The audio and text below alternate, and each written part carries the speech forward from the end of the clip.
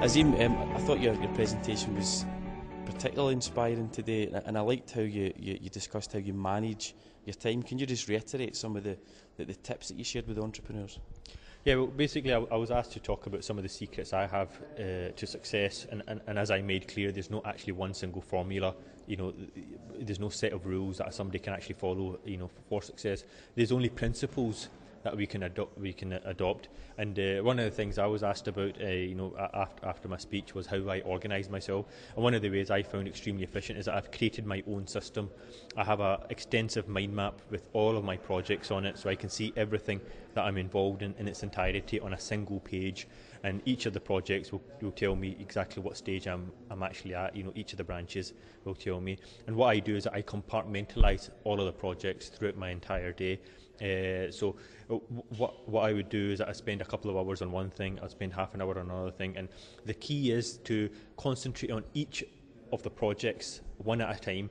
The problem people have, and the problem I had, is that people can't do more than one or two projects at the same time, simply because the stress levels increase inside them.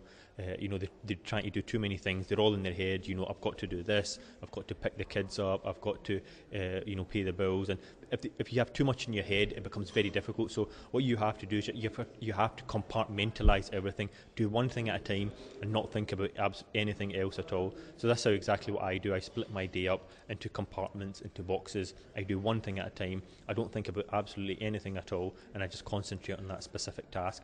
I follow a methodology that was developed by David Allen from the United States. He wrote a book called Getting Things Done, and he's one of the leading management gurus in the US, advising Fortune 500 companies. And that's the kind of methodology that he advises, is that you have to get everything out of your head, because when people have things in their head, it increases the stress level. You have to get everything out of your head. You have to basically put it all down on paper and basically make a trusted system that you follow. I think that's one of the useful things about somebody like yourself speaking. It's not just about sharing business tips, but it's about sharing some of the practicalities of actually managing the immense workloads we can find ourselves under. No, absolutely. And like I said in my speech as well, this to me is not just about business. It's about succeeding in every sphere of life. It's about succeeding in business and finance and entrepreneurship, but also your personal life, your physical life, your relationships, even your spiritual development.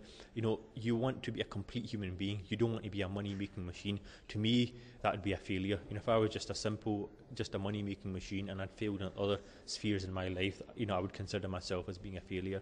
And the way to do that, the way to succeed in every sphere of life, is to have a trusted system, is to compartmentalise everything that you're involved in and concentrate on one thing at a time only. You also mentioned something that was quite interesting about our connections with other people. Sometimes it's maybe not the person that we think that can help, it's actually somebody that they know. Absolutely, yeah. And like I said, I was appointed to the Prime Minister's Special Task Force on Social Mobility, and that's one of the things that we actually studied, is a study done by a professor in the United States, Professor Granovator, who wrote a study called The Strength of Weak Ties.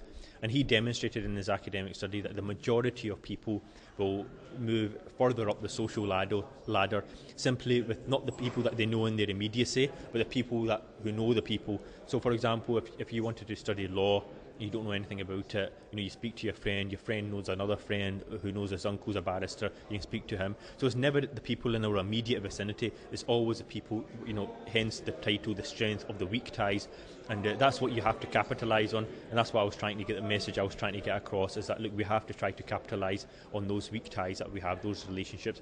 Ask around, network with people, speak with people, exchange business cards, ask them if they can help you, bounce ideas off them, and hence that's how that you'll make progress.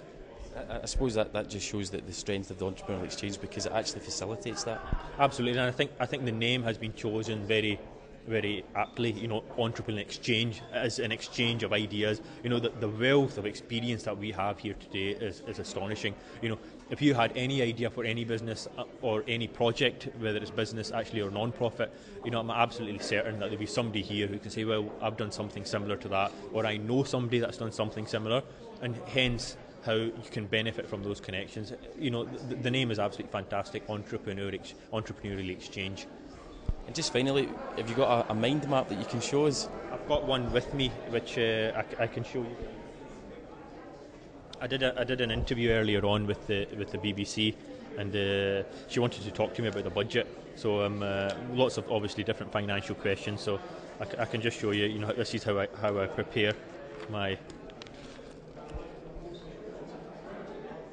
mind map. So lots of different questions. She's obviously going to ask a lot of complicated financials. So this is how I organise. You'll be absolutely astonished how much information you can get on a single piece of paper. You know, when I did my PhD thesis, it was literally I had an A3 mind map. I had the whole thesis on that mind map, how everything fitted in, and in that way you can see the whole thing its entirety on a single piece rather than in a linear format. Because I think research has shown that's how the human mind operates, you know, with the various branches and so on. So that's how I try to organise myself.